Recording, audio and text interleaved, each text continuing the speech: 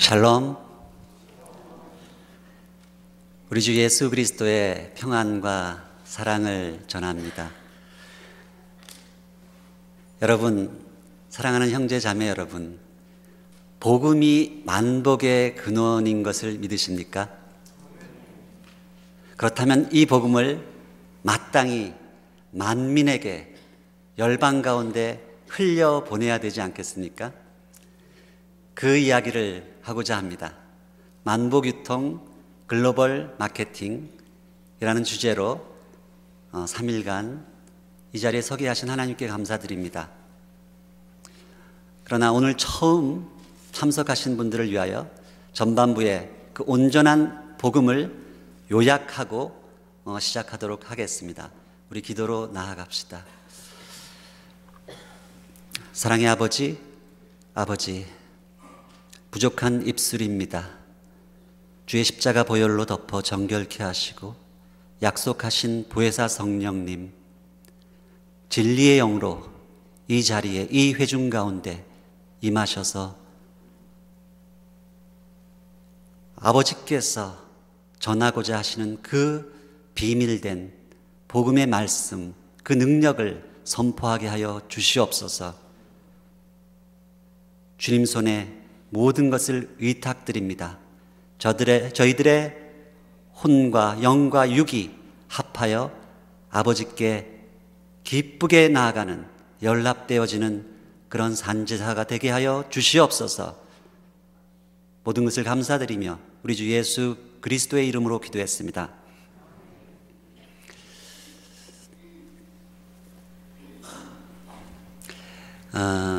제가 최근에 읽은 아주 추천할 만한 책 중에 레디칼이라는 책이 있었습니다. 데이비드 플래시라는 목사님이 쓰신 책인데요, 복음을 통한 철저한 돌이킴이라는 부제가 달려 있습니다. 이 시대의 복음이 얼마나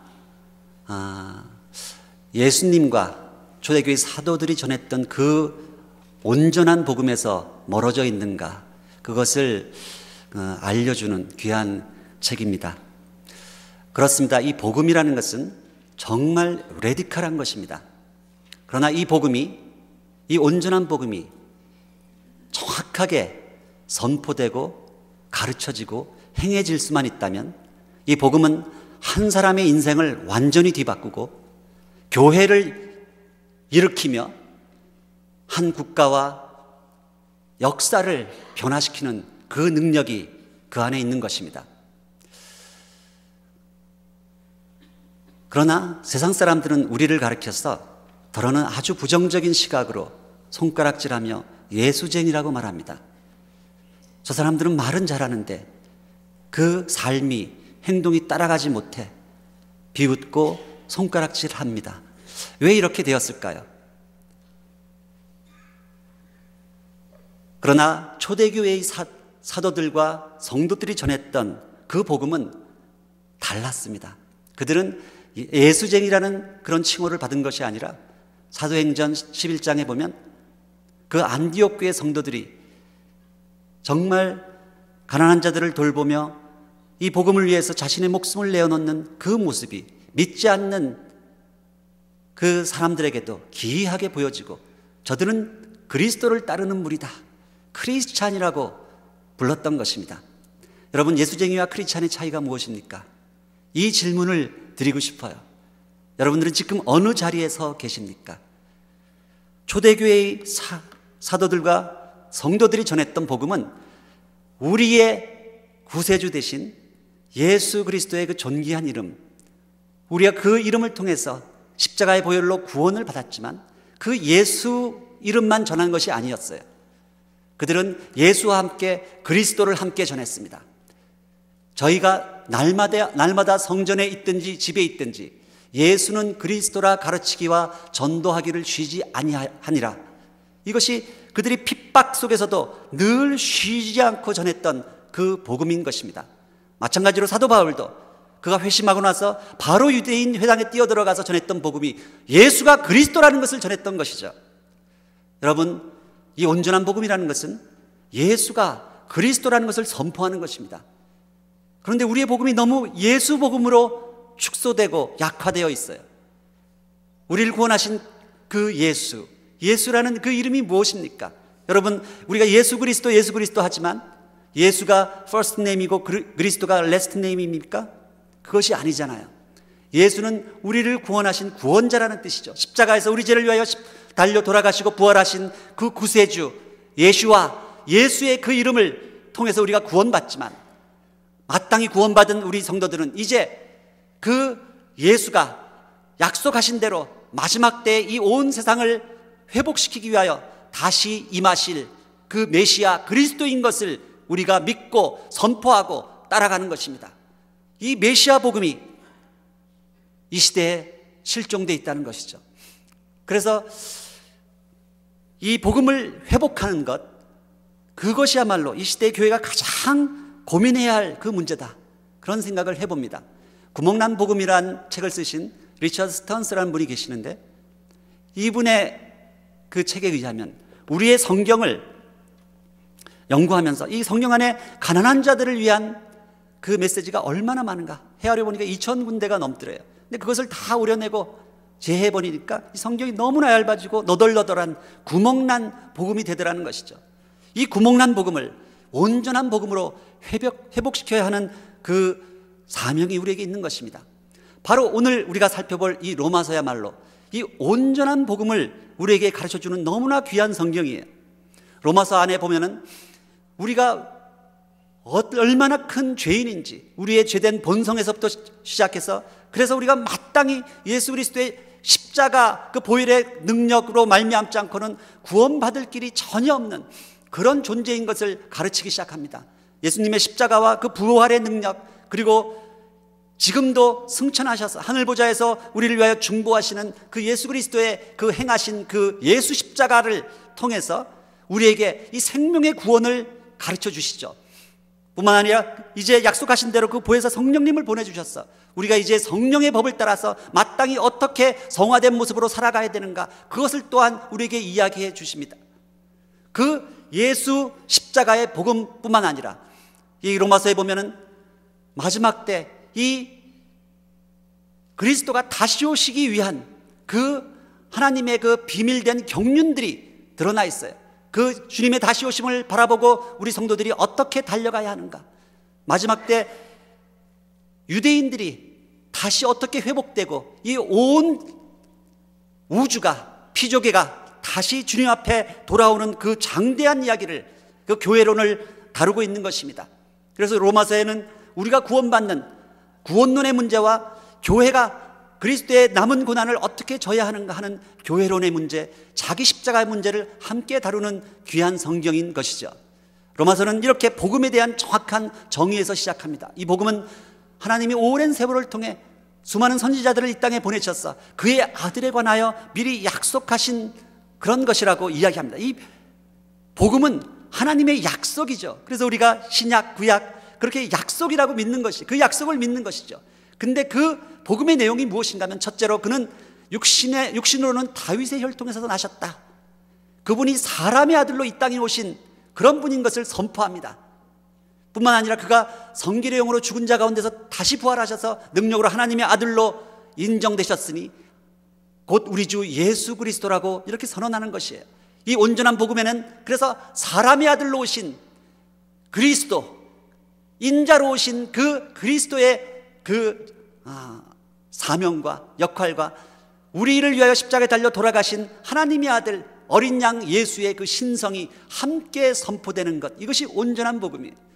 그래서 그 온전한 복음을 한마디로 표현한 것이 주는 그리스도시요 살아계신 하나님의 아들이라는 이 시몬 베드로의 신앙 고백인 것입니다. 이 고백을 하는 자들에게 하나님께서, 예수께서 약속하신 것이 있는데 그 사람들에게 우리에게 천국 열쇠를 주신다는 것이에요. 우리가 흔히 천국을 생각할 때 예수 천당, 우리가 죽어서 가는 그런 영적인 천국만 자꾸 떠올립니다. 물론 그것도 포함되지만 주님께서 우리에게 약속하신 이 천국 열쇠는 지금 사단이 이 온 세상을 장악하고 그 공중의 권세 잡은 자들이 이 세상을 다스리고 있잖아요.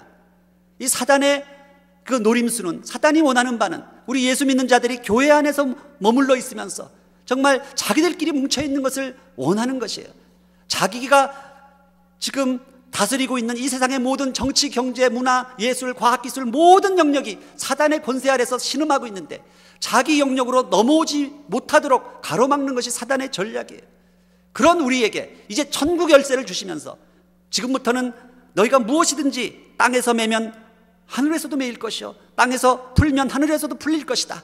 이 천국 열쇠를 가지고 그 음부의 권세, 사단이 가로막고 빗장을 걸고 있는 이 대적의 문을 따고 들어가서 그걸 부수고 세상 속에 나아가서 이 세상의 모든 정치, 경제, 비즈니스 모든 그 영역을 하나님이 기뻐하시는 이 천국으로 하나님의 나라로 변화시키라는 이 놀라운 메시지를 우리에게 주고 있는 것이에요. 이것이 진정한 천국 열쇠의 의미인 것입니다. 그래서 그 안에는 예수가 그리스도라는 이 놀라운 선언과 함께 그분이 우리를 위하여 돌아가신 하나님의 아들 어린 양 종의 메시아일 뿐만 아니라 장차 다시 오셔서 이 땅을 다스리시고 통치하실 유다의 사자 왕의 메시아라는 것을 선포하는 것이에요. 거기는 지상명령과 문화명령이 함께 선포됩니다. 그래서 우리들의 삶의 현장, 직업 현장이 선교 현장이 될 수밖에 없는 것이에요. 우리 주 예수 그리스도는 하늘의 권세만 가지신 분이 아니라 하늘과 땅의 모든 권세를 가지신 분이에요. 그래서 그 안에는 우리가 은혜로 받은 예수 십자가가 있지만 우리가 마땅히 져야 할, 우리가 정말 희생해야 할 자기 십자가가 있는 것입니다. 이 하늘과 땅이 통일되는 그 천국 열쇠를, 그 마스터키를 우리에게 주시는 것입니다. 그러나 사단은 우리의 복음이 예수와 그리스도가 함께 선포되는 이 온전한 복음이 선포되는 것을 너무나 싫어하고 두려워합니다. 그래서 역사 속에서 이 초대교회 성도들의 이 신앙 고백, 주는 그리스도시요 살아계신 하나님의 아들이라는 이 고백을 통해서 나온 그 물고기 신앙, 익투스라고 하죠. 이것을 반토막내요. 그래서 예수와 그리스도를 갈라지게 만드는 것입니다. 그것이 사단의 오랜 집요한 전략이었어요. 그러다 보니까 초대교회의 그런 이방인과 유대인이 하나 되었던 아름다운 교회가 다시 나누어져서 역사 속에서 원수지간처럼 지내면서 유대인은 다시 그들의 메시아 신앙, 메시아 복음을 껴안고 율법주의로 떨어져 나가고, 많은 이방인 교회들이 어린 양 예수, 그 십자가의 복음은 잘 아는데 그 복음이 자꾸 영적인 것만 자꾸 생각하는 거예요. 이 플라톤 철학의 영향을 받아서 이 복음을 자꾸 이원론적으로 생각합니다. 우리가 교회 안에서는 거룩한 성도인 것처럼 보이나 세상에 나가서는 여전히 세상 사람하고 똑같이 거짓말하고 세상적인 편법과 그런 것을 통해서 그렇게 살아가다 보니까 세상 사람 눈에는 전혀 다른 게 보여지지 않는 것이에요. 복음을 사유화했어요. 복음이 마치 내 자신만을, 내 유익을 위한 그런 것으로 착각하고 되어지는 그런 현대판 영지주의를 낳았던 것이에요. 결국은 이 익투스가 지저스로 변해버렸어요. 여러분 차 뒤에 달고 다니는 이 표집 아시죠? 요즘은 아주 노골적으로 그리스도가 사라지고 지저스만 남아 있습니다. 그리스도 메시아 신앙이 실종된 것이에요. 우리가 중국에서 흔히 복음을 전할 때 잘 쓰는 사형리와 같은 그런 예화가 있습니다. 이 성경이 이 복음을 담은, 하나님의 생명의 복을 담은 복주머니라는 것이에요. 이 복주머니 안에 많은 생명의 복, 그 동전들이 들어있는데 그게 가장 중요한 4개의 동전이 있다는 것이에요. 첫째 동전에는 사랑, 애자가 써있어요. 애. 그리고 두 번째 동전은 예수, 세 번째는 십자가, 그리고 이신득이, 이런 동전이 보화들이 쏟아져 나온다는 것이에요. 이것이 무슨 의미입니까? 이것을 풀어서 설명하면 이런 이야기죠. 요한복음 3장 16절에 있는 말씀, 하나님이 세상을 이처럼 사랑하셨어 그의 외아들 예수를 이 땅에 보내주셨으니 그가 우리 죄를 위하여 십자가에 달려 돌아가시고 부활하심으로 말미암아 우리가 이제 그를 믿으면 비록 아직 죄인이지만 하나님께서 우리를 의인으로 여기셔서 우리를 당신의 아들과 딸로 자녀로 삼으시고 생명책에 기록하신다는 것이죠. 놀라운 복음이에요. 이것이 복음이라고 생각하는 것이죠. 맞습니까? 당연히 맞습니다. 이것이 복음의 시작이에요. 그러나 아직 온전하지는 않다는 이야기예요. 온전하지 않다는 것은 전체가 아니라는 이야기입니다.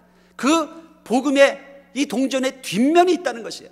우리 하나님은 분명히 사랑이시지만 그분은 한편 너무나 공의로우신 분이 되셔서 우리의 이 은밀하고 감추어진 모든 말과 행동을 언젠가는 반드시 그것이 드러나고 하나님의 심판대 앞에 설 수밖에 없다는 것을 우리 성경은 가르쳐주고 있는 것이에요. 교회가 하나님이 사랑이라는 것을 강조하지만 하나님이 얼마나 공의로우신 분이신지, 죄를 얼마나 미워하시는 분이신지 그것을 잘 가르치지 않기 때문에 교회 안에 모든 세상의 그런 죄된 그런 모습들이 들어와서 세상 사람들의 손가락질을 받는 그런 일들이 얼마나 많습니까? 그분, 우리를 구원하신 예수는 구원자일 뿐만 아니라 반드시 다시 오실 그리스도라는 것이, 그것을 함께 선포하는 것입니다. 예수 십자가뿐만 아니라 우리가 져야 할 자기 십자가가 있다는 것, 우리가 믿음으로 의롭다함을 받은 것이 확실하지만 정말 그 사람의 믿음이 genuine faith라면, 참된 믿음이라면 그 사람을 통해서 반드시 복음이 전파되고 능력이 나타날 수밖에 없다는 것이에요. 근데 예수를 믿는다고 하면서도 10년, 20년 아무리 세월이 지나도 전혀 그런 영향력을 미치지 않는 그런 사람이 있다면 정말 그의 믿음이 진짜 믿음인지 우리가 의심해 봐야 될 필요가 있다는 것이죠. 그러나 역사 속에서 감추어졌던 5번째 동전이 나타났어요. 그것이 뭔가 하면 우리 흔히 이방의 교회를 영적 이스라엘이라고 이야기하지 않습니까?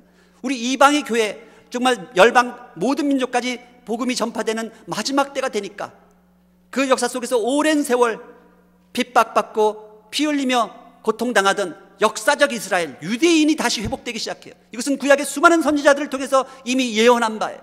그 역사적 이스라엘이 함께 회복돼서 이방과 유대가 한 몸이 되는 원유맨이 되는 것이, 그것이 하나님 나라 회복에 아주 결정적인 역할을 한다는 것입니다. 이 로마서의 9장에서 11장의 내용을 보면은 사도 바울이 그것을 다루고 있어요. 여러분, 우리가 흔히 사도 바울을 이방인의 사도로만 이해하고 있지만 절대 그렇지 않습니다. 사도 바울이 로마서 사도행전 9장에서 하나님의 택함을 받고 그 사명을 받을 때 하나님께서 그렇게 그에게 사명을 주세요. 이는 이방인들과 임금들과 이스라엘 자손들을 위하여 내가 택한 나의 그릇이다. 우리 사도 바울의 마음에는 자기가 사랑하는 그 동족 이스라엘의 구원에 대한 아주 강렬한 애틋한 기도가 있었어요. 그래서 로마서 11장에 보면 사도 바울이 이렇게 이야기해요. 내가 이방인의 사도인 것을 자랑스럽게 생각한다. 왜냐하면 이방인들에게 복음이 다 전파돼야지 마지막 때 내 동족, 내가 사랑하는 그 유대인들이 시기가 나서 우리 주 예수 그리스도 앞으로 다시 돌아올 것을 사도 바울은 미리 알고 있었어요. 그래서 로마서는 정말 놀랍게도 이 복음이, 하나님 나라가 어떻게 회복될 것인가에 대한 마지막 때의 그 스토리를 이 로마서 9장 11장에서 유대인의 회복에 대한 그 이야기를 아주 정확하게 다루고 있는 것입니다. 그래서 이 복음이라는 것은 결국 하나님 나라 회복의 말씀인데, 이것은 결코 그 천국의 씨앗이 한 사람 개인의 심령 가운데 먼저 떨어지지만 그것이 그 개인 안에 감추어져 있는 것이 아니라 그 보아가 정말 그 사람의 믿음이 온전한 믿음이라면 반드시 주변에 흘러가게 돼 있어요. 그것이 정상입니다. 그리고 고통받는 우리의 민족 공동체, 북한에 있는 저 동족들을 향해 기도하고 그들을 향해 이 복음이 흘러갈 수밖에 없는 것이에요.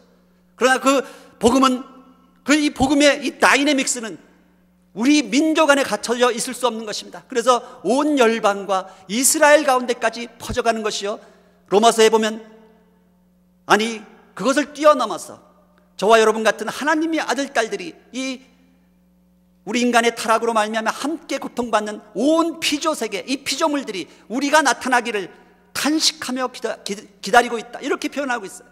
이 우주적 구원에 대한 장대한 스토리를 우리에게 알려주고 있는 것이 바로 이 로마서인 것입니다. 오직 그 생명의 문 예수 그리스도를 통하여 이 우주적 구원이 나타난다는 것이죠. 그 놀라운 온전한 복음의 풀 스펙트럼을 우리들에게 가르치고 선포하신 그 이후에 사도 바울이 그렇다면 너희가 정말 그 온전한 복음을 들었느냐? 이제 너희가 그 온전한 복음을 깨달았다면 마땅히 그 온전한 복음으로 살아가야 되지 않겠느냐 하는 그 애끓는 심정으로 우리에게 권면하는 그 내용이 이제 오늘의 본문 12장부터 나오는 이야기예요. 그러므로 형제들아, 내가 하나님의 그 모든 자비하심으로 너희를 고나노니, 이 안에는 사도 바울의 그 애끓는 그런 마음이 담겨 있어요. 너희가 이제는 마땅히 이렇게 살아서는 안 되지 않겠느냐, 정말 온전한 복음을 삶으로 구현해야 되지 않겠느냐, 이렇게 이야기하는 것이. 여러분, 우리가 흔히 예수님이나 사도들, 이런 사도 바울, 이런 분들이 유대인이었다는 것을 종종 우리는 망각합니다. 그러나 그분들은 하나님의 택한 백성으로서 오랜 세월 동안 그 유대인들의 그런 전통과 그 믿음 가운데서 지켜왔던 그들 나름대로의 그런 복음과 그 보화들이 그들에게 있었던 것이에요. 그래서 사도 바울이 이 말씀을 쓸 때도 유대인들의 그런 깊은 그 내용을 가지고 이 성경 말씀을 기록하는 것입니다. 내가 하나님의 모든 자비하심으로 너희를 권하노니 너희 몸을 하나님이 기뻐하시는 거룩한 산제사 제물로 드려라. 도대체 이 말씀이 무엇인가? 너희 하나님이 기뻐하시는 거룩한 산제사, 이 단어를 히브리 말의 한 단어로 바꾸면 그것이 코르반이에요. 코르반. 너희 몸을 코르반하라, 이렇게 말씀하시는 거예요. 여러분, 코르반이 무엇입니까? 마가복음 7장에 보면 예수님께서 그 당시 위선적인 바리새인들을 질타하시면서 마땅히 하나님께서 십계명에서부터 시작해서 부모를 공경하라고 명령하신 것을 뻔히 알면서도 부모에게 그 예물을 드리기가 싫으니까 이 제물은 하나님께 고르반되었다라고 이렇게 핑계를 대면서 부모를 공양치 아니하는 그 유대인들의 그 가식과 위선을 질타하실 때 쓰셨던 단어예요. 그러나 사실 이 고르반이라는 단어는 성경에서 이야기하는 대단히 소중하고 거룩하고 아름다운 단어인 것입니다. 마치 가인의 제사가 아니라 아벨의 제사처럼 하나님이 연락하시고 기뻐 받으시는 제사, 그것이 바로 코르반이에요. 우리가 매주일 이 자리에 똑같이 나와 있는 것 같아도 여러분, 어떤 사람의 제사는 코르반이 되고 어떤 사람의 제사는 코르반 되지 않는다는 것을 아십니까? 우리 하나님께서는 코르반 되지 않는 그런 제사와 예물은 절대로 받으시는 분이 아니에요. 어떤 사람은 여전히 형식적인 카인의 제사를 드리고 있는 것이에요. 그러나 우리 사도 바울이 우리들에게 이렇게 권면하는 거예요. 너희 몸을 코르반하라. 너희 몸을 코르반하라. 이때 너희라는 것은 우리 각 사람 개인을 가르칠 수도 있지만 우리의 교회 공동체를 함께 표현하는 그런 말이에요. 너희가 함께 마땅히 한 덩어리가 되어서 하나님이 기뻐 받으시는 그런 거룩한 제사를 드려야 되지 않겠느냐, 이 권면을 하는 것이, 이것이 바로 너희에 드릴 영적 예배다, 이렇게 말씀하세요. 이 코르반을 이해하기 위해서는 우리가 레위기를 들여다볼 필요가 있습니다. 레위기는 왜냐하면 예배에 관한 그런 내용을 다루는 성경이죠. 그래서 유대인들은 어린아이들한테, 자녀들한테 레위기부터 가르친다고 하지 않습니까? 그러니까 이 예배가 가장 중요하기 때문에 그렇습니다. 이 레위기의 핵심 내용 두 가지가 바로 이 제사, 희생제물, 코르반과 1년을 주기로 돌아가는 그 절기, 모하딤에 관한 내용이에요. 그래서 레위기를 펼쳐보면 뭐 밑도 끝도 없이 그냥 서론도 없이 갑자기 이 번제에 대한 이야기를 시작합니다. 너희가 번제를 드릴 때는 이렇게 해야 된다. 너무나 급하신 거예요, 하나님이. 이 번제가 가장 중요하기 때문에. 번제가 무엇입니까? 우리 죄를 위하여 십자가에 달려 돌아가신 예수님의 그 구속, 그 희생을 상징하는 것이죠. 세상 죄를 지고 가는 하나님의 그 어린 양, 그것을 상징하는 가장 대표적인 제사가 바로 이 번제였어요. 근데 여러분, 한자를 배우신 어른들은 아시겠지만 이 번제에 해당하는 그 희생제물, 희자를 보시면 너무나 놀라요. 이 번제는 흠없는 수컷의 소나 양으로 드리라고 이렇게 1장에서 시작하고 있는데, 이것이 소우변에 양자에 빼어날 숫자에 이 창으로 찌르는 것이에요. 소와 양의 아주 흠없는 것으로 그 하나님께 피 흘려 드리는, 이것이 바로 번제인 것이에요. 이 번제는 모든 제사의 기본, 기초가 되는 것입니다. 그러나 이 코르반에는 번제뿐만 아니라 레위기를 펼쳐보면 이어서 소제, 화목제, 속죄제, 속건제, 많은 제사들이 등장하죠. 오늘 주로 저는 이 소제에 대한 이야기를 드리려고 해요. 다른 네 가지 제사가 전부 동물의 피를 흘리는 동물 제사라면 이 소제만은 곡식으로 드려지는 곡식 제사죠. 그러나 또 한 가지 특징은 소제 이하 나머지 네 가지 제사는 모두 다 번제단 위에서 드려지는 제사예요. 여러분, 구약시대에 이 번제단이 있었는데 이 번제단은 1년 내내 연중 한 번도 이 불이 꺼지지 않고 활활 타오르고 있어야 하는 것입니다. 여러분, 그래서 제사장의 가장 큰 의무는 아침 저녁으로 번제를 드려서 번제단의 불을 꺼트리지 않는 것이 그 제사장의 의무예요. 그 번제단의 불이 꺼지면 그것은 완전히 자격 상실이에요. 그러나 구약시대에는 특별한 제사장이 따로 있었지만 오늘 신약 시대를 살아가는 우리들에게는 저와 여러분이 다 왕같은 제사장들이에요. 우리 심령 안에 이미 번제단이 있다는 것이, 우리 심령 안에 성령님께서, 하나님께서 임재하시는 그 지성소가 있어요. 그래서 우리가 날마다 그 중보의 자리에, 구약시대 대제사장이 1년에 한 번밖에 들어갈 수 없었던 그 귀한 자리에 우리는 날마다 들어가서 중보자의 그런 사명을 감당할 수 있는 제사장이 된 것이에요. 근데 우리의 가장 중요한 제사장의 의무가 뭔가 하면 아침과 저녁으로 이 번제단에 불을 지피는 것이에요. 말씀과 기도를 통해서 아침 저녁으로 이 번제단의 불이 지펴지지 아니하면 다른 제사를 드릴 수가 없는 것이에요. 그것이 꺼지는 순간 우리 입에서는 또다시 정말 죄된 그런 말들이 튀어나오고 우리 행동이 그렇게 죄의 본성으로 돌아갈 수밖에 없다는 것이에요. 우리가 어떤 제사, 화목제를 드리던 다른 제사들은 전부 다 어떤 그 특별한 사안이 생겼을 때 드려지는 그런 제사죠. 화목제, 속죄제, 속건제는 하나님과 사람들 앞에서 서로 이렇게 죄를 범했을 때, 우리가 형제 사이에 어떤 불화가 생기고 다툼이 생겼을 때 우리가 우리 힘으로 화해할 수 있습니까? 남과 북의 이 정말 첨예한 이 불신과 미움의 장벽을 어떻게 정치적인 힘으로, 인본주의적인 사람의 힘으로 그것을 해결할 수 있겠습니까? 그것은 근본적으로 불가능한 문제예요. 우리가 그 번제단 위에다 그 제사를 드릴 때, 그 예수님의 그 십자가로 돌아가는 그 순간 우리가 받은 그 은혜 때문에 그들을 용서하고 사랑할 수밖에 없는 것입니다.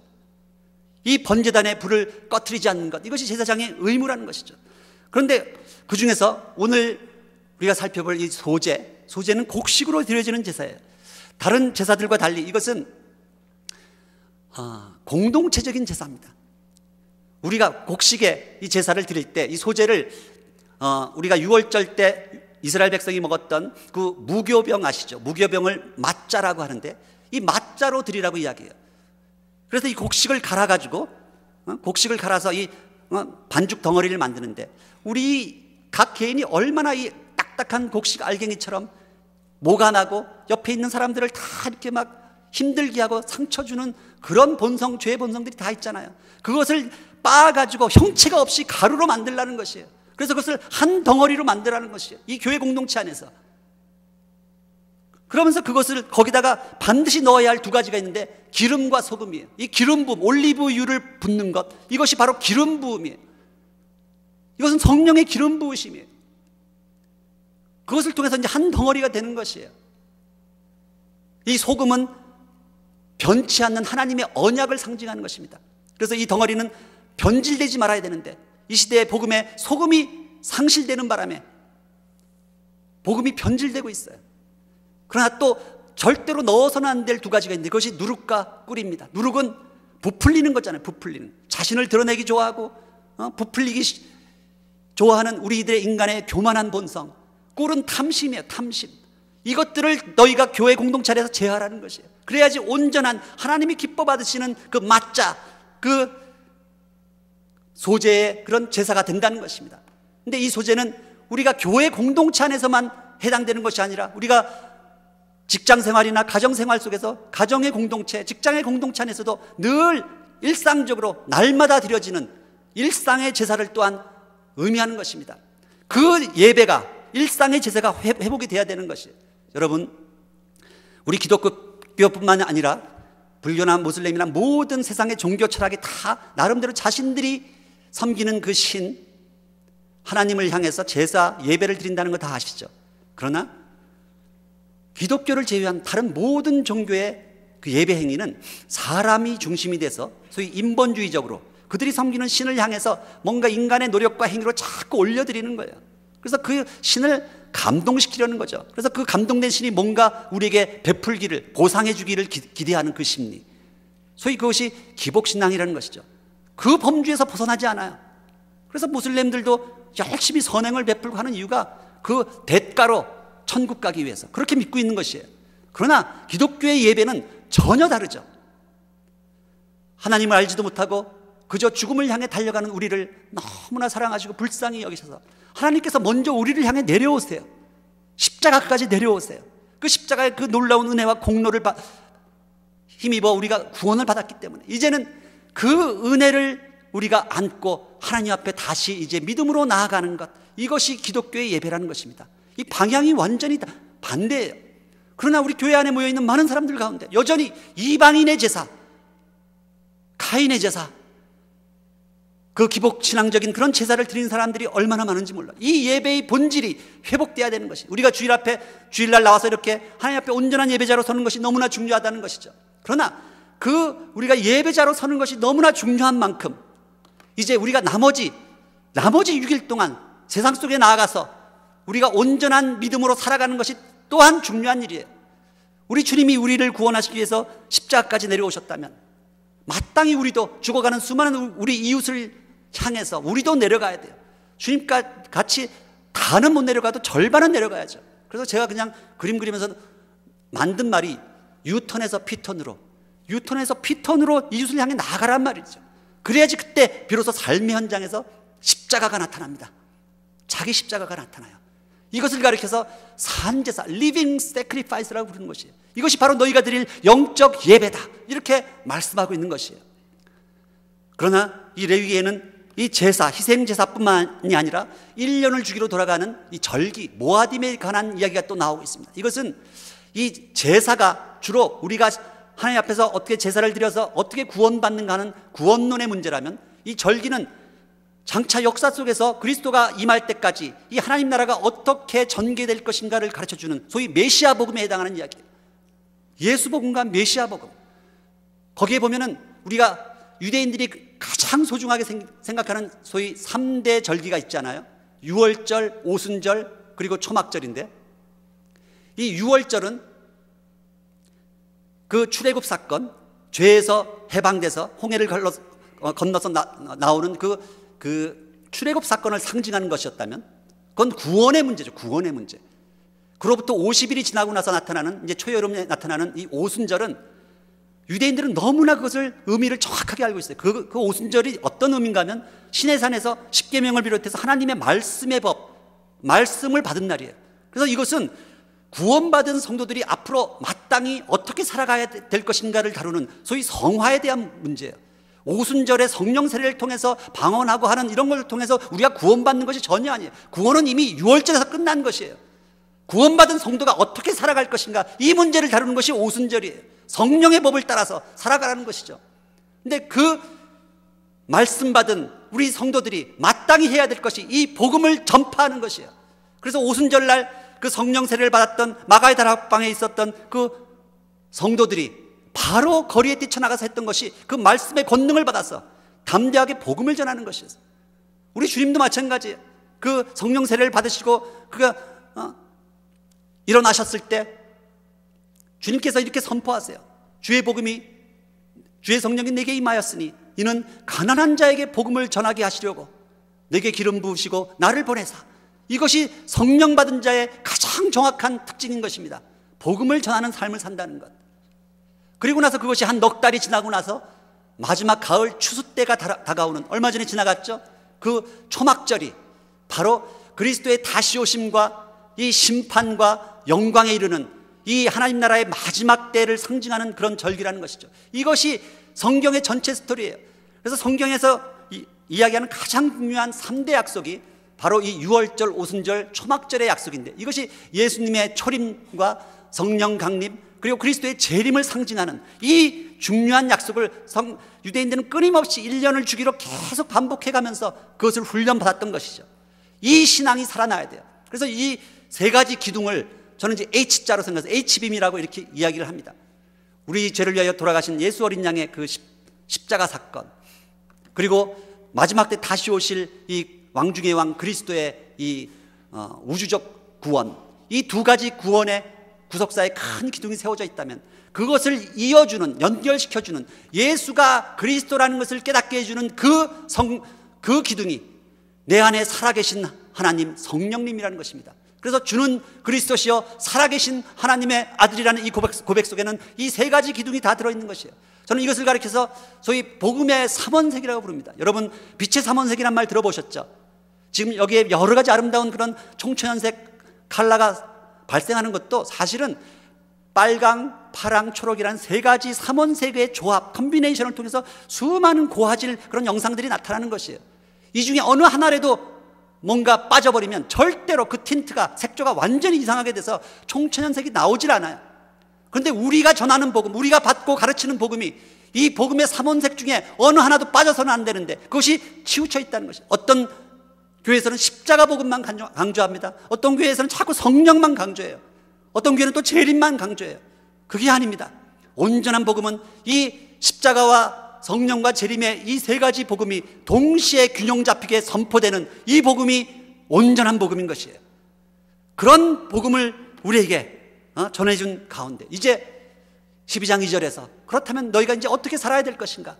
너희는 이 세대를 본받지 말고 오직 마음을 새롭게 함으로 변화를 받아 하나님이 선하시고 기뻐하시고 온전하신 뜻이 무엇인지 분별하도록 하라. 이렇게 말씀하세요. 이 세대를 본받지 말라는 거예요. 이 세대가 어떤 세대입니까? 이 온갖 만몬, 물질 우상 숭배와 음행과 교만으로 가득 찬 그런 세대예요. 거기서 완전히 이제 탈바꿈 하라는 것이에요. 이 우리가 죄에서 그렇게 묶여 있었던 그 징그러운 애벌레, 배추벌레 같은 그런 존재였다면 이제 우리가 온전한 복음을 받았으면 자유롭게 홀홀 날아다니면서 이 복음의 꽃가루를 전하는 그런 나비의 삶을 살라는 것이에요. 근데 많은 경우에 우리가 복음을 받았다고 하면서도 마치 종교적인 실로 우리를 칭칭 감아서 꼼짝달싹 못하는 그런 번데기의 모습으로 살아가는 그런 성도들이 많다는 것입니다. 번데기가 아니에요. 이제 나비가 되라는 이야기야. 완전히 트랜스폼 하라는 거예요. 트랜스폼. 그리고 나서 하나님의 이 시대를 움직여 가신 하나님의 그 선하시고 기뻐하신 온전한 뜻을 분별하라 이렇게 말씀하시는 거예요. 결국 우리는 하나님이 처음 세상을 창조하시고 처음 주셨던 이 문화명령, 온 땅을 다스리고 지키고 정복하는 이 우리의 삶의 현장과 예수님이 우리에게 맡기고 떠나신 지상명령, 이 땅끝까지 복음의 증인이 되는 이 두 명령 사이에 살아가는 존재들이에요. 근데 이 두 명령이 결코 분리된 명령이 아니라는 것이죠. 우리가 비즈니스를 하던 그것이 바로 우리가 삶의 현장에서 선교 현장이 되어지는, 결국 우리에게 주어주신 그 명령은 딱 한 가지예요. 생명을 낳으라는 거, 생명을 살리라, 생명을 낳는 이 라이프 비즈니스로 우리를 부르시는 거예요. 여러분의 삶의 현장, 직업 현장이 생명을 낳는 그 무엇과 연결되어 있다면 그것은 하나님의 일입니다. 어떤 직업에 종사하시든, 세탁소를 하시든 컨비니언스를 하시든 그것이 생명을 낳는 현장이 된다면 그것은 킹덤 비즈니스예요. 그러나 그것이 전혀 그것과 무관하다면 그것은 하나님의 일이 아니에요. 여러분, 예수 그리스도의 제자들을 간단히 요약하면 결국 예수 십자가와 자기 십자가인데, 이 예수 십자가라는 것은 소위 프라이어리티 문제예요. 자기 부인의 문제입니다. 내 제자가 되기 위해서는 날마다 자기를 부인하고 자기 십자가를 지라고 했는데, 이 자기 부인이 뭔가 내 안에 있는 내 스스로 내가 무엇인가 되고자 하고 자기를 성취하고자 하는 그것을 포기하라는 것이에요. 여러분 중에 나의 인생 가운데 예수 십자가와 복음보다도 더 소중하게 여겨지는 그 무엇이 있다면 그것이 재물이건 나의 장래의 어떤 직업이건 나의 자식이라 할지라도 그것은 우상인 것이에요. 그것을 포기하라는 것이에요. 이것이 예수 십자가의 진정한 의미예요. 그렇기 때문에 여러분의 그 삶의 현장이 이 하나님의 영광을 위한 킹덤 비즈니스가 되어야 된다는 것이죠. 어떻게 그렇게 될 수 있습니까? 제가 한 몇 달 전에 미국의 빌립보 교회라는 곳에서 집회를 하는데, 집회 시작 전에 어느 한 집사님이 나오셔서 간증을 하시더라고요. 참 제가 더 큰 은혜를 받았어요. 그분이 어떤 분이신가 하면 여러분과 비슷한 20년, 한 30년 전에 이민 오셔서 자식을 위해서 그렇게 헌신하고 그렇게 노력하시다 그렇게 사신 분이에요. 근데 부인 따라서 그냥 마당만 밟는 그런 집사님이셨는데, 그러니까 세월이 지나다 보니까 뭐 집사도 되고 안수 집사도 되고. 근데 어느 날 우리 담임 목사님께서 이번에 키르키즈로 선교여행 떠났는데 집사님도 한번 따라가 보시죠, 이렇게 권면하는 거예요. 그랬더니 이분이 처음에는 뭐 나 같은 사람이 무슨 선교냐면서 도망갔는데, 운전하면서 돌아가는데 보니까 성령님께서 갑자기 묵직하게 도전하시는데, 네가 이민 와가지고 네가 나에게 구했던 그 모든 것을 다 들어주었는데 이 작은 부탁 하나 못 들어주냐? 이런 마음을 주시더라는 거예요. 그래서 그냥 순종하고 따라갔어요. 근데 거기서 선교 현장에서 이 집사님이 완전히 변하신 거예요. 생명의 현장을 목도하시고 진짜 그야말로 트랜스폼이 된 것이에요. 그러다 보니까 이 컨비니언스를 하시는 이 집사님이 돌아와서, 그전에는 그저 돈 벌기 위한 그런 장소였거든요. 그게 아니라 이제 모든 커스터머들을 유심히 살피면서 그들에게 먼저 말을 걸고 그들의 그 영적인 상태를 점검하고 늘 그것을 적어가지고 아침 저녁으로 그 번제단에 불을 피우면서 기도를 하다 보니까 그 컨비니언스 스토어가 선교 현장이 된 것이에요. 이런 일이 벌어지면 그만큼 많은 생명의 열매들이 나타나요. 그렇다면 그것은 분명히 킹덤 비즈니스입니다. 그러나 그것이 단순히 돈 벌기 위한 생명과 무관한 것이라면 It's your business. 나중에 하나님께 이렇게 올려드릴 아무것도 없다는 것이에요. 두 번째가 자기 십자가의 문제인데, 이 자기 십자가는 내 것을 내어놓는 것이에요. 그래서 사실은 예수 십자가보다 더 부담스러운 것일 수 있죠. 내 것을 희생해야 되니까. 여러분, 우리 크리스찬들이 빛과 소금으로 살아가라고, 세상의 빛이 되라고 그렇게 말씀하시지만, 우리가 그렇게 되지 못한 세상의 손가락질 받는 이유가 무엇입니까? 이 빛의 원리가 그것이에요. 제가 재료공학 강의 시간에 학생들 가르치는 내용, 빛이라는 것은 우리 모든 재료, 물질이 원자핵 그 주변에 전자가 돌고 있잖아요. 아시죠? 근데 그 전자가 높은 에너지 레벨에서 돌다가 낮은 에너지 레벨로 떨어질 때 그 에너지 차이만큼 바깥으로 방출되는 것이 빛이에요. 이것이 비밀인 것이에요. 그렇기 때문에 우리가 빛이 되기 위해서는 내가 갖고 있는 이 시간과 물질과 나의 직업 현장에서 삶의 모든 에너지들을 죽어가는 내 이웃을 위하여 그것을 낮추지 아니하면 결단코 우리는 빛이 되지 못해요. 그런데 우리가 믿는 크리스찬이라고 하면서 똑같이 세상 사람들하고 똑같이 더 높아지려고 하고 더 움켜쥐려고 아둥바둥 하니까 전혀 빛이 되지 않는 것이에요. 오히려 더 어두워져요. 블랙홀처럼. 그러나 우리 주님께서 그 하늘보좌의 가장 높은 곳을 버리시고 이 가장 낮고 천한 십자가까지 내려오셨기 때문에 그 엄청난 에너지의 낙차가 우리 모든 사람들 인류를 살리고도 남을 그런 빛으로 드러나신 거다 아닙니까? 우리가 그 빛의 인생을 살라는 것입니다. 우리의 존재 이유는 생명을 살리는 생명장사를 하는 것이, 그것은 선교적 문화명령으로 땅끝까지 나아가는 것인데, 그때는 그것은 반드시 성령을 받아야 하는 문제예요. 그러면서 내 아버지의 뜻을 분별하라, 이 시대를 분별하라, 이렇게 말씀하세요. 우리 아버지의 뜻이 무엇입니까? 우리 예수님은요, 그렇게 바쁜 인생을 막 사셨지만 한 생명에 대해서 항상 집중하셨던 분이에요. 그분이 이렇게 말씀하십니다. 나는 내 뜻을 행하러 온 것이 아니라 오직 내 아버지의 뜻을 행하러 왔다. 내 아버지 뜻은 아들을 보고 믿는 자마다 영생을 얻는 이것이니, 이것은 예수 복음에 대한 이야기예요. 그러나 그거를 마지막 날에 내가 다시 살리리라, 이것은 메시아 복음에 대한 이야기예요. 이것에 대해서 집중하셨던 분이에요. 여러분, 예수님께서 그렇게 사역에 지치고 피곤한 가운데서 요한복음 4장에 보면 그 우물가에 털썩 주저앉아서 쉬고 계실 때 이제 제자들이 떡을 구하러 나가잖아요. 그때 멀리서 죄와 절망에 빠진 한 여인이 물동이를 이고 다가오는 장면 기억나시죠? 저는 그 장면 우리 학생들하고 공부할 때마다 우리 주님께서 무슨 생각하셨을까 그런 생각 해보는 거예요. 근데 제가 그런 경험이 너무나 많기 때문에 우리 인자의 몸, 사람의 몸으로 있고 이 땅에 오신 예수님의 그 마음을 저는 이해할 수 있을 것 같아요. 우리 주님도 똑같은 몸을, 피곤한 몸을 가지고 계셨기 때문에 좀 쉬고 싶으셨을 것 같아요. 그냥 눈 감고 가만히 모른 척하고 있으면 그 여인은 물 길러서 그냥 사라질 텐데, 여러분들 날마다 하나님께서 여러분들에게 붙여주시는 수많은 영혼들에게 그렇게 하고 계시잖아요, 지금. 근데 우리는 주님은 그렇게 할 수가 없었어요. 죄의 절망에 빠져 죽어가는 그 한 영혼을, 다가오는 그 영혼을 바라보시면서 다시 힘을 내서 먼저 말을 걸고 혼신의 힘을 다하여 그 한 영혼을 구해내시는 거예요. 그 여인이, 천하보다 귀한 그 영혼이 그리스도를 만난 기쁨 때문에 물동이를 던져두고 마을로 달려가는 그 뒷모습을 바라보시면서 우리 주님의 마음속에는 그 전도자의 영적인 배부름으로 가득했어요. 근데 그것을 알 길이 없는 제자들이 돌아와서 주님께 떡을 드시라고 권해드리잖아요. 우리 주님 분명히 배고프셨는데 이상하게 그 떡을 거절하십니다. 저는 그 마음을 이해해요. 왜 그러셨는지. 그러면서 그분이 하시는 말씀이 나에게는 너희가 알지 못하는 다른 양식이 있다. 나의 양식은 나를 보내신 자의 뜻을 온전히 행하고 이루는 이것이다. 이렇게 말씀하세요. 저도 똑같은 경험이 있어요. 제가 연면에 첫 제자를 얻었을 때 그 제자가 그 영이 열리고 기쁨에 차서 복음을 받고 돌아가는 그 뒷모습을 바라보면서 그 다음날 너무 배가 불러가지고 음식이 이게 안 들어가더라고요. 여러분한테 그 체험이 있으셔야 돼요. 그 체험이. 한 영혼을 구원한 전도자의 그 기쁨, 배부름, 이 체험에서부터 모든 것이 시작되는 것이에요. 오 주님, 그 체험을 주시옵소서.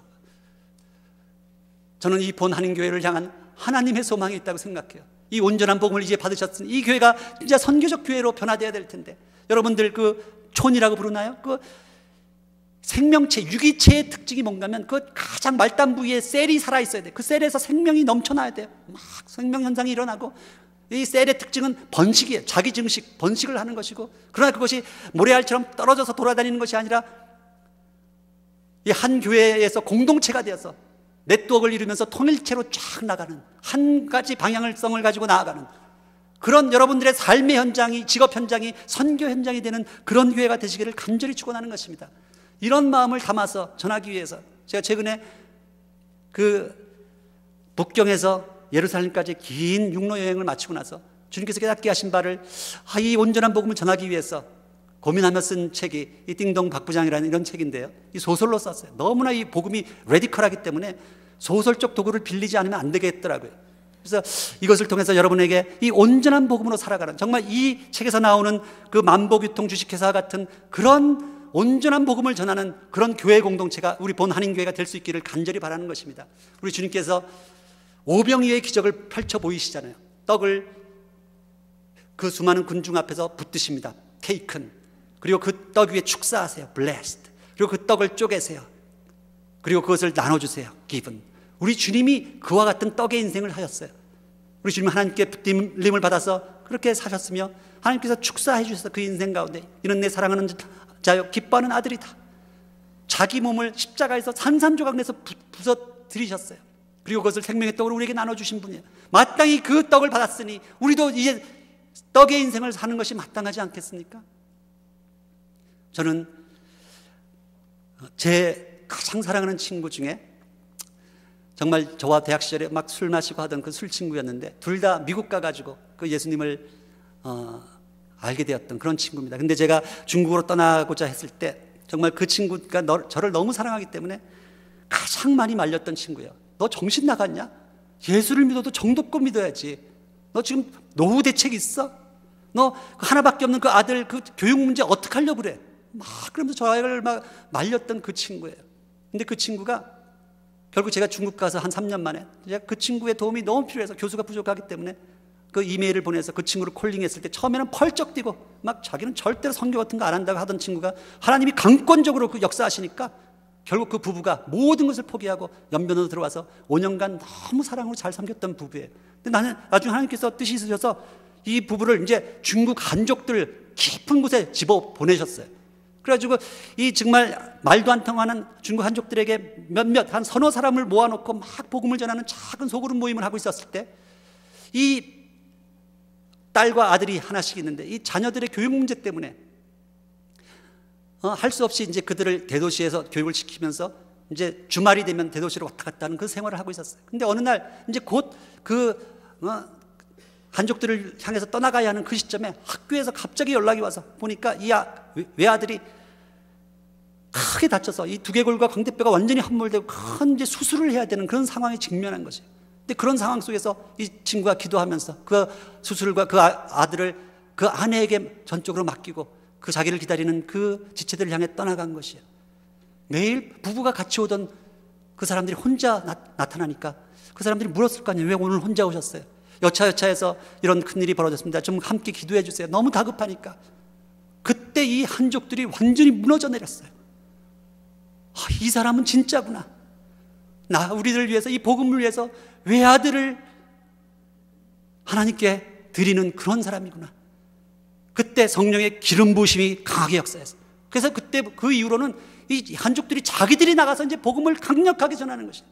이런 일이 벌어지고 나니까 3년이라는 세월이 지나는 동안에 그 작은 소그룹 모임이 1대, 2대, 3대, 4대 교회로 퍼져나가면서 3,000명, 4,000명이 불어나는 그런 엄청난 기적의 현장이 나타난 것이에요. 오늘날도 이 오병이의 기적은 나타나는 것이에요.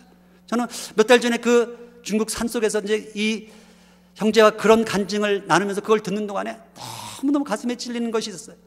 그렇구나. 정말 이 형제의 이 놀라운 부흥의 이런 간증은 그 아들을 바친 그 순간에 사실 거기가 승부처였던 것이에요.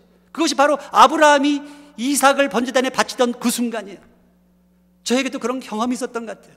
우리가 중국으로 떠나기 전에 저를 가장 가슴 아프게 했던 것이 우리 하나밖에 없었던 제 큰아들의 교육 문제. 그 아이가 중국 가기를 그렇게 싫어하고 막 도망가면서 울면서 할 때 막 너무너무 가슴이 괴로웠어요. 그때 하나님께서 이사야 55장의 말씀을 저에게 주셨어요. 나의 뜻은, 나의 길은 너의 생각과 완전히 다르다.